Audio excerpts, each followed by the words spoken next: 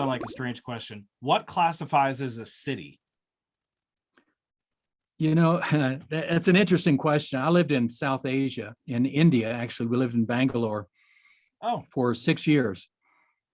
And I used to tell our missionaries, the more I visit the cities here, we had, huge cities like Delhi and Calcutta and Mumbai.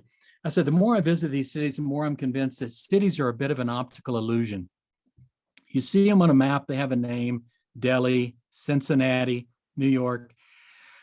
But that's sort of a 60,000 foot map view. When you get closer, you find that there are ethnic communities within those cities that are dynamic and changing. And inside the city, for example, in New York, you can live in a Yemeni neighborhood in Bayside, Brooklyn, New York, and never really have to learn any other language than the language of Hassaniya Arabic, the language you grew up with. Your grocery store, they speak it there. Your place of worship, they speak it. Even your schools, your madrasas, they're using that same language.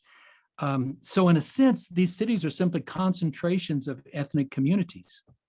In the Deep South, it used to be there's the white side of town and the black side of town. Well, those are two different ethnic communities perched side by side in what was called Little Rock, Arkansas, or Natchez, Mississippi. In fact, you had two ethno-linguistic concentrations juxtaposed to each other.